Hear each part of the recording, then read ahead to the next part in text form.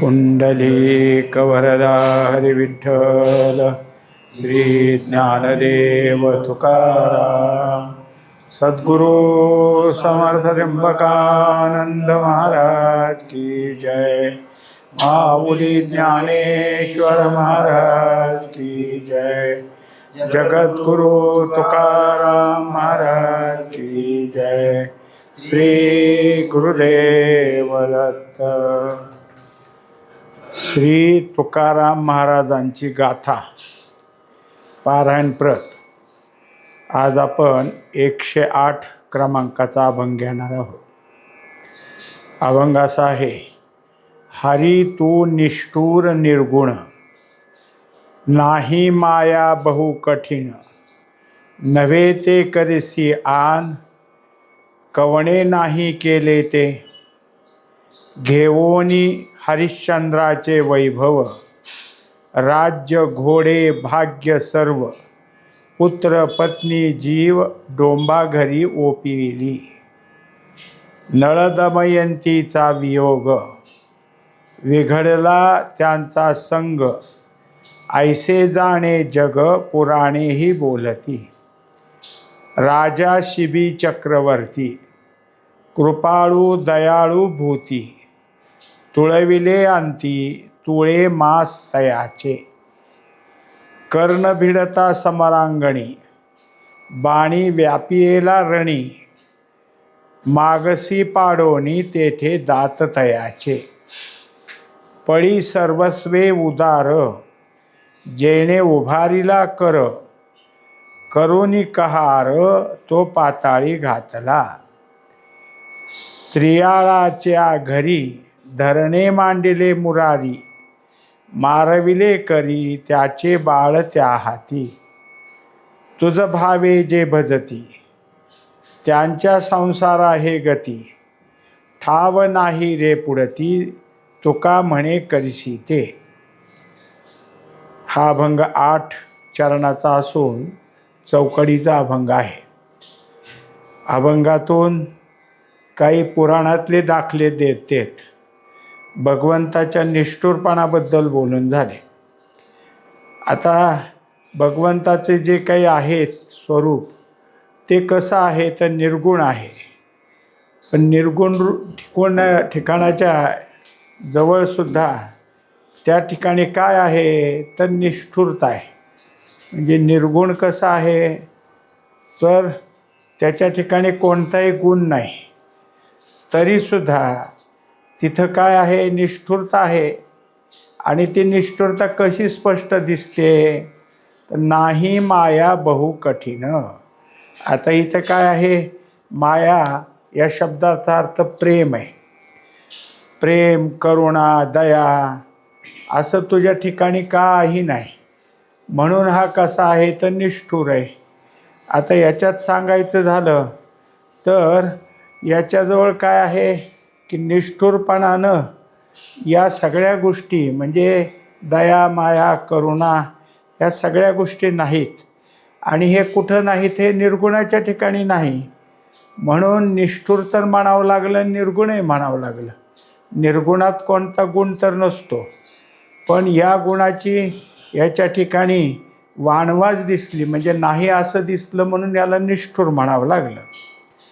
नव्हे ते करिसी आन, आता तो काय करतो तर हे सगळं तर त्याच्याकडं नाही, पण जे करू नये, नव्हे याचा अर्थ काय, जे ह्याच्या अगोदर कोणी केलेलं नाही असलं मात्र काहीतरी करून ठेवतो, की ज्या न झालेल्या गोष्टीत त्या ठिकाणी केल्या, कवणे नाही केले ते, आत्तापर्यंत कोणी केलं नव्हतं असं तो काय आहे काहीतरी करून ठेवतोस। आता हा काय झाला, भगवंतावर आरोप घेतला, पण कशासाठी आरोप घेतला त्याचे पुरावे मांडायला सुरुवात झाली। पहिला पुरावा सांगतात की घेवोनी हरिश्चंद्राचे वैभव। आता हरिश्चंद्र हा राजा होता, आणि कसा राजा होता तर चक्रवर्ती राजा होता। त्याच्याकडून काय झालं की स्वप्नात त्यांनी काय विश्वामित्राला सगळं दान दिलं, आता त्याला ते स्वप्नातलं होतं. दुसऱ्या दिवशी सभा भरली. सगळ्या सभेत हे बसलेले आहेत सिंहासनावर आणि तेवढ्यात विश्वामित्र आला आणि म्हणला, तू मला दान दिलंस. ती म्हणले, अहो दिलं, पण स्वप्नातलं आहे, स्वप्नाला काय. म्हणले, आता तू खोटं वागू नको, तू मला दान दिलंयस. हो म्हणले, ठीक आहे. मग आता तुझं सगळं राज्य मला दान दिल्यानंतर तू इथला राजा कुठं राहिला, तुला सिंहासनावर बसण्याचा काय अधिकार आहे. नाही. बरं ठीक आहे, तू दान दिलं, पण त्याच्यानंतर दक्षिणा नाही दिली. नुसतं दान नसतं, दक्षिणा द्यावी लागते. मग त्यांनी त्या जो खजिनदार होता त्याला सांगितलं, आण रे आत्मा. म्हणला, कोणाच्या खजिन्यातनं आणतो, हे माझंच आहे, माझ्याच खजिन्यातलं मला देतो काय. मग म्हणलं, तर माझ्याजवळ कुठलं नसेल तर तो कुठे काही कर आणि मला आणून दे. आता तेवढ्यासाठी ह्याने काय केलं, तर सगळं सोडून दिलं. त्याच्यासाठी सांगतात की राज्य, घोडे, भाग्य सर्व सगळं सोडून दिलं आणि निघाले बाहेर. पण आता दक्षिणा द्यायची म्हटल्यावर काय आहे, पूर्व काळामध्ये जो मनुष्य एखादा विक्रीला असायचा, आता कशी आपली बैल, गाय, म्हैस विक्रीला असते आणि त्या बाजारात ते उभा करतात. इथं मनुष्य विक्रीचं एक पेठ असायची आणि हा विक्रीला काढला आहे हे कशावरून समजायचं, तर त्याच्या डोक्यावर एक गवताची पेंडी द्यायची. ते गवताची पेंडी घेऊन उभा राहिला की हा विक्रीला काढलेला मनुष्य आहे असं व्हायचं. तर हरिश्चंद्राला दान द्यायचं होतं म्हणून स्वतःच्या डोक्यावर घेतली पेंडी आणि राहिले. आता राहिल्यावर मग काय आहे, कोणाचे काही ओळखीचे होते ते म्हणायच्या राजाला कसं घ्यावं.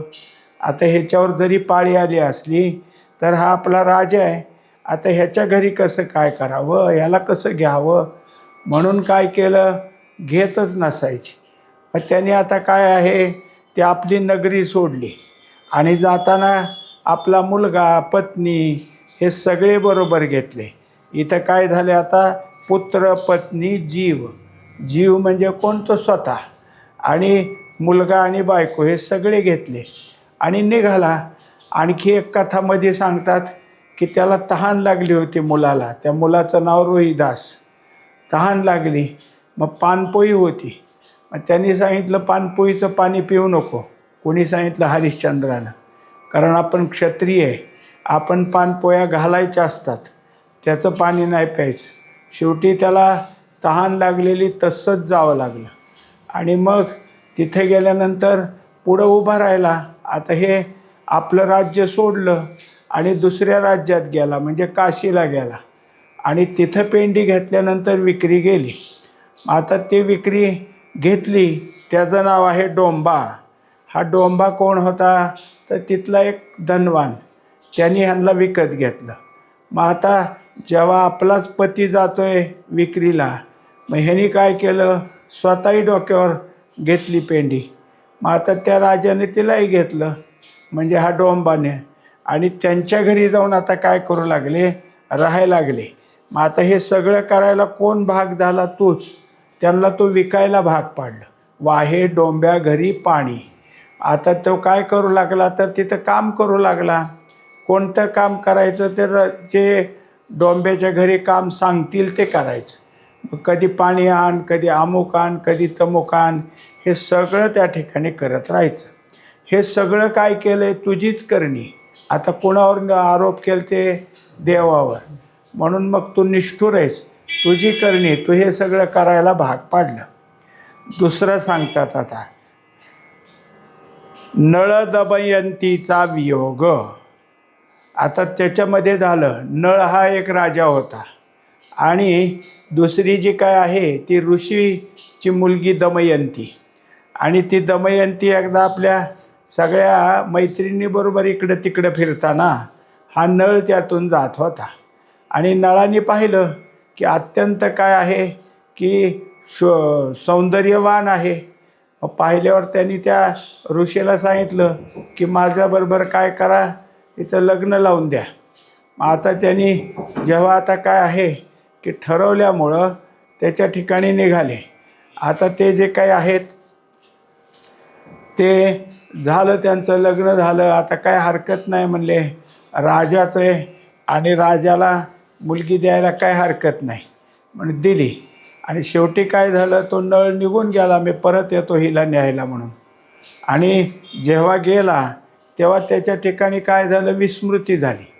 आपण लग्न केलं तर इथं एक मुलगी ऋषीची कन्या होती, हे गेला विसरून. आणि मग इकडं तिकडं जरी फिरायला लागला तरी त्याला काय आहे, गाठ पडली तरी हिचे काय आठवण होईना. त्या दोघांचा वियोग झाला. वियोग म्हणजे ताटातूट झाली. विघडला त्यांचा संग. आता त्यांचं जे प्रेम होतं त्या प्रेमामध्ये बाधा आली. तू कोण आहे, मी कोण आहे हे त्याच्या ठिकाणी लक्षात येईना. ती म्हणायची की माझं तुमचं लग्न झालं आहे, आणि हा म्हणायचा तू कोण आहे तेच मला माहीत नाही. अशा तऱ्हेनं त्या दोघांमध्ये तुम्ही काय केलं तर अडचण आणली, बिघडवलं, म्हणजे त्या दोघांची जोडी तोडली. ऐसे जाणे जग. आता हे काय मीच आहे असं नाही, सगळ्या जगाला ही कथा माहिती. आणि त्याचबरोबर काय आहे, पुराणालासुद्धा माहिती. पुराणसुद्धा ह्याच्यातलं काय आहे हे सगळं लिहून ठेवलेलं आहे. आणि पुराणाने सुद्धा ह्याच्याबद्दल सगळी माहिती पुढं ठेवलेली आहे. पुढचं सांगतात, राजा शिबी चक्रवर्ती. आता दुसरा राजा सांगितला शिबी. शिबी हा सुद्धा जसा हरिश्चंद्र हा सूर्यवंशी घराण्यातला, तसा शिबीसुद्धा सूर्यवंशी घराण्यातलाच. तोही चक्रवर्तीच होता. आणि तो कसा होता तर अत्यंत राजा सगळं आपलं राज्य चालवण्यामध्ये दक्ष होता. आपल्या प्रजेचं प्रतिपालन करणं आणि सगळं राज्य व्यवस्थित चालवणं ह्यात तो होता. शिवाय त्याच्या ठिकाणी अजून कोणते गुण होते तर कृपाळू दयाळू भूती. तो दयाळू होता, कृपाळू होता. आणि कुणाबद्दल दयाळू होता तर प्राणीमात्राबद्दल. जे जे प्राणीमात्र असतील त्यांच्या संबंधी त्याच्या ठिकाणी दया होती. आणि असंच झालं की तुळविले अंती. पण एक बहिरी ससाना तो लागला कबुतराच्या मागं, आणि ते कबूतर काय करायला लागलं, धावायला लागलं. बहिरी ससाना त्याच्या पाठीमागं. आणि ते कबुतरानं काय घेतलं, आता कुठंतरी संरक्षण पाहिजे म्हणून ह्या शिबीराजाच्या मांडीवर येऊन बसलं. आणि बहिरी ससाना आला, माझी शिकार आहे म्हणला दे. आणि ते मला शरण आले, आता तुला कसं देणार, नाही देणार, माझी शिकार आहे, तू द्यावी लागेल, माझी शिकार तू घेतली, हा धर्म आहे, असं तो काय आहे बहिरी ससाना म्हणायला लागला. म्हणले हे बघ ते काही तुला देत नाही, फार तर काय कर, त्याच्या वजना इतकं माझ्या अंगाचं मांस काढून तुला देतो. आता त्याच्याकरता त्यांनी सांगितलं की तुळविले अंती तुळे मांस तयाचे. आता यांनी तराजू लावलं, एका पारड्यामध्ये हे कबूतर बसलं, आणि एका पारड्यात ह्याने काय करायचं, आपल्या अंगाचं मांस काढायचं आणि पारड्यात टाकायचं. आता हे कितीक वजनाचं, थोडंसं, पण काय आहे तिथं भगवंतालाच हे करायचं होतं ना. सगळ्या पायाचं मांडीचं सगळं मांस काढलं तरी काय वजन होईना. शेवटी हाताचं अंगाचं काढायला लागला तरी लवकर वजन होईना. सगळं अंग सोलून काढलं आणि मग ते वजन झालं. म्हणजे सगळं मांस त्याला सोलायला लावलं. हे सगळं तूच केलंस, तुझीच ही करणी आहे भगवंता, हे तूच करतोस. कर्ण भिडता समरांगणी. आता त्याच्यानंतरची कथा आली. कर्ण हा कोण आहे तर कर्ण तसा पांडवाचाच, पण तो एका काय आहे की नाव चालवणाऱ्याच्या घरी राहिला आणि तिथं त्यांचाच आहे असं ते सिद्ध झालं. पण शूर होता, सगळ्या प्रकारचे धनुर्विद्येतला तज्ज्ञ होता तो.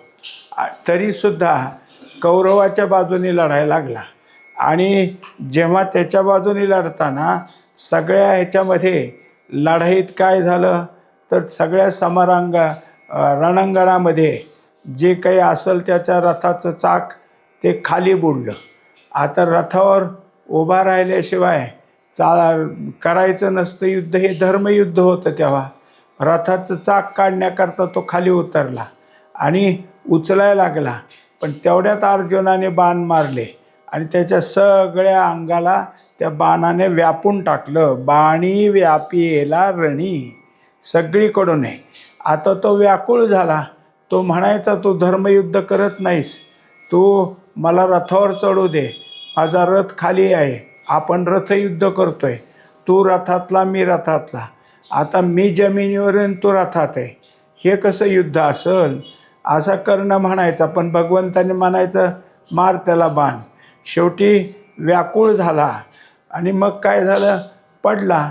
आता त्या दिवशीचा दिवस गेला, संध्याकाळचा सूर्यास्त झाला आणि मग कोण आहे, पण तो व्याकुळ अवस्थेत पडला असताना रात्री एक ब्राह्मण तिथं आला. अहो म्हणला, माझ्या मुलाची मुंज आहे, पण काय करावं, कोणी नाही, तुम्हीच तेवढे देणार आहेत, तुमची तर अशी अवस्था झाली, आता कोणाला मागू, काय करू मी. मग ते सांगितलं, हे बघ, माझा दात आहे ना, त्या दाताला सोन्याचं कवच बसवलेलं आहे, तू दगड घे एक मोठा आणि घाल माझ्या दातावर, आणि ते जे काही सोन्याने मडवलेले दात आहेत ते घेऊन जा, त्याचं सोनं काढ आणि काय पैसे येतील ते बघ. अहो म्हणलं, असं कसं करू. म्हणले, आता काय नाही तरी मी मरायचं लागलो ना, कर. शेवटी त्यांनी दगड घेतला, त्याच्या दातावर घातला आणि काय त्यातनं एक दोन काय असतील कवच बसवलेले, त्या दाताचं सोनं काढलं आणि घेऊन गेला. त्याचं पैसे घेऊन त्याच्या मुलाची त्याने मुंज केली. हे करायला कोणी भाग पाडलं, तर सांगितलं, मागसी पाडोनी तेथे दात तयाचे. म्हणजे आता एक तर त्याला घायाळ केलं, त्याला मरणावस्थेत ठेवलं, आणि शिवाय शेवटच्या क्षणी कोणीतरी त्याच्याकडं आला. आता हा दानशूर होता, त्यामुळं मरणाच्या दारात असताना सुद्धा त्यांनी दान दिलं. बळी सर्वस्वे उदार. आता आपण पुढचं चरण पाहतो. 6व्या चरणात कथा कोणाची आली, बळीची. बळी हा काय होता, तो उदार होता. कोण येईल आणि त्याला द्यायचं. उदारपणामध्ये 2 प्रकार असतात. आपल्याकडं काय ठेवलं आहे दान देण्याकरता ते देणारे काही असतात, आणि दुसरे असे असतात की पुढचा काय मागतोय ते द्यायचे, इच्छा दान देणं एक, आणि हे आपण ठेवलेल्या दान वस्तू देणं. मग बळी कसा होता, ते इच्छा दान देणारा होता. पुढचा याचक आल्यावर काय मागतो त्याप्रमाणे दान द्यायचं.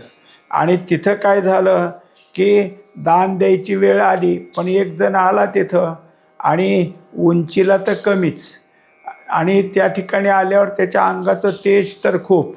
म्हणजे कोण आहे हा, उंच तर नाही, आणि शिवाय कसा आहे पुंज आहे. मग ते म्हणले, काय देऊ तुम्हाला, तुमची काय इच्छा आहे. म्हणले, मला 3 पावलं जमीन दे. आता काय हरकत नाही, आता हे उंचीला कमी असल्यामुळं ह्यांचं पाऊल किवडूसं आणि जमीन किती मागतील. पण त्यांचे जे तेज पाहिल्यावर बळीच्या लक्षात आलं हे साधं नाही. पण जेव्हा त्याचे गुरु तिथं होते शुक्राचार्य, ते म्हणले, देऊ नको दान. म्हणलं, मी असं कधीच नाही करणार, मी तुला दान देऊ देणार नाही. म्हणले, ह्यावेळेस मी गुरुचं ऐकणार नाही, कारण माझं जे काय आहे तेच करणार. शेवटी तो द्यायला लागला. तो हात पुढं कर, तुझी काय आहे इच्छा पूर्ण करतो, असं तुझ्या हातावर पाणी सोडतो मी. म्हणून त्यांनी झारी घेतली आणि पाणी सोडण्याकरता पुढं घेतली झारी. शुक्राचार्याला ते आवडत नव्हतं, कारण त्याला माहीत होतं हा देवच आहे. मग त्यांनी काय केलं, त्या झारीच्या नळीत येऊन बसला. आता पाणीच बाहेर येणार. मग हे जे काही रूप घेऊन आलते वामन, त्यांनी काय केलं, थांब म्हणले, ह्यात काहीतरी अडकले, म्हणून एक काडी घेतली आणि त्यात घातली. ते शुक्राचार्याच्या गेली डोळ्यात, त्यामुळं तो एका डोळ्यानं आधू झाला. आता म्हणला, जाऊ द्या, हाय ऐकत नाही, मलाही डोळा गेला ती गेला, मध्ये बसायलाच नको. तो निघून गेला. आणि मग त्यामुळं काय आहे की हा उदारपणात आपलं काहीही गेलं तर हरकत नाही. पण त्यांनी जेणे उभारीला कर, म्हणजे देण्यामध्ये इतका आहे की हा दानशूरपणानं हात वर केला. पण तिथंसुद्धा काय केलं, तुझं जे करायचं तेच केलं. काय केलं तर इथं म्हणलंय, करोनी कहार म्हणजे अधिक त्रास देण्यात, किंवा त्या ठिकाणी काहीतरी करायचं आहे त्याचा अतिरेक केलास. अतिरेक कसा केला, तर हे उंचीला तर कमी, पण 1 पाऊल टाकलं तर सगळं जे काही स्थावर आहे ते स्थावर सगळं त्यात व्यापलं गेलं. दुसरं पाऊल टाकलं की जेवढं जंगम आहे तेवढं सगळं व्यापलं गेलं. आता स्थावरण जंगम हीच भूमी. आता राहिलेलं पाऊल कुठं ठेवू? वामनानं विचारलं, आता तिसरा पाऊल कुठं ठेवायचं? बळी म्हणला, माझ्या मस्तकावर ठेव. आणि त्याच्या मस्तकावर ठेवल्यामुळं तो पाताळी घातला. शेवटी त्याला पाताळात घातलं. आता तो म्हणला, ठीक आहे, जाऊ दे, पण मी तुला ओळखले, तू माझ्या दारात आलाय, आता जे काय असेल तू सर्व सृष्टीचा करतायस आणि तुझ्या इच्छेप्रमाणे मी दान दिले. आता माझी इच्छा पूर्ण कर की तुझं जे पाऊल आहे माझ्या डोक्यावरचं हे कधीच काढू नको, तो माझ्याजवळच राहा. म्हणून मग तिथं द्वारपाल होऊन राहावं लागलं. हे सगळं करायचंच होतं तुला, तर आधी तर तसं का केलं? म्हणून तो काय करतो तर कोणी न केलं असं करतो, हे पहिल्यांदाच दाखवलं होतं. आता पुढचं जे चरण आहे त्यात दाखवतात, श्रेयाळा घरी. आता कोण आहे तर श्रेयाळा आणि दुसरं काय आहे चांगुणा. श्रेयाळ एक राजा आहे आणि त्याची बायको चांगुणा. हे दोघं आपले काय आहे की भक्तच आणि भक्ती चाललेली. मग तिथं काय आहे की तू काहीतरी मांडलं मग ते सांगतात, धरणे मांडिले मुरारी. तू तिथं गेला आणि बसला, काय म्हणतो, अजून मी अतिथी म्हणून आलो आहे, मला जेवायला घाला. आता ते म्हणलं, ठीक आहे, जेवायला तर घालूच, पण तुम्हाला काय जेवायला करायचं तुम्ही सांगा, तुम्ही जे पक्वान्न सांगाल ते करतो. म्हणले, मला पक्वान्न नाही, मला तुमच्या मुलाचं मांस खायचं आहे. आता ते पोरगं इकडे तिकडे खेळत होतं.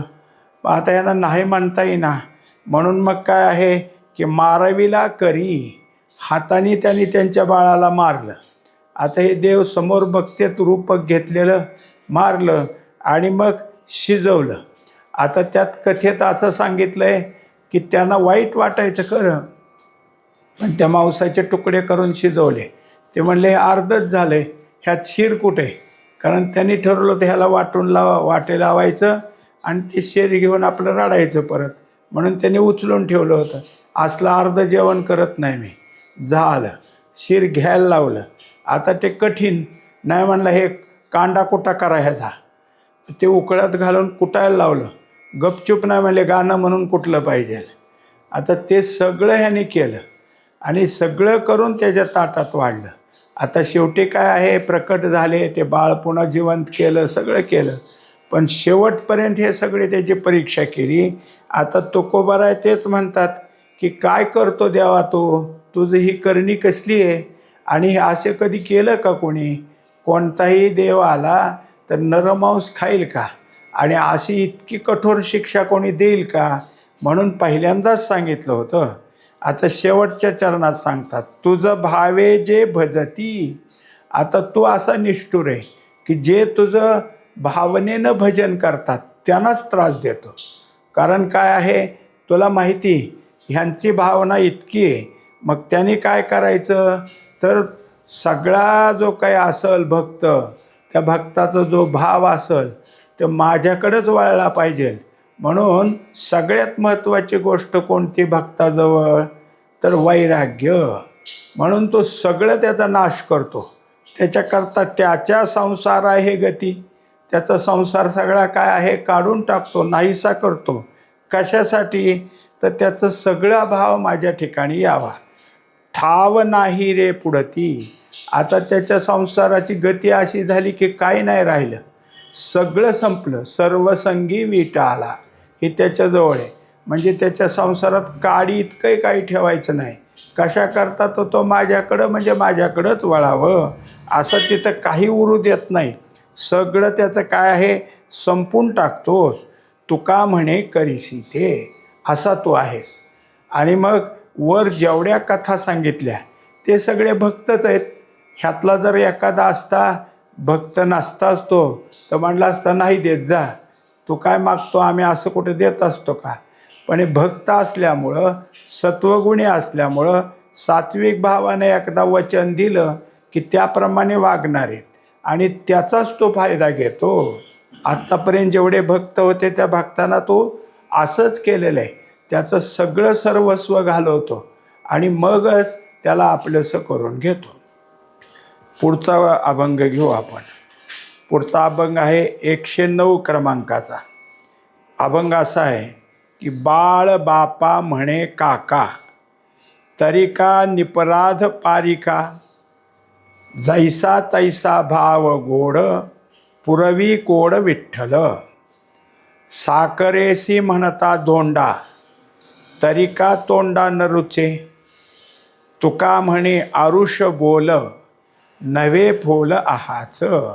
आता हा जो अभंग आहे याच्यामध्ये देवाच्या ठिकाणी कसा भाव असतो, तो भाव कसा पाहिला जातो हे सांगायचं आहे. आणि ते सांगण्याकरता एक उदाहरण घेतलं आहे की कोणी एक मुलगा आहे आणि तो आपल्या बापाला काय म्हणतो तर काका म्हणतो.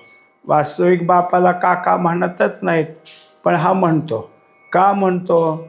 त्याचे जे काही मोठा भाऊ वगैरे असेल त्याला जी मुलं आहेत ती मुलं ह्याला पहिल्यांदा काका म्हणत होते.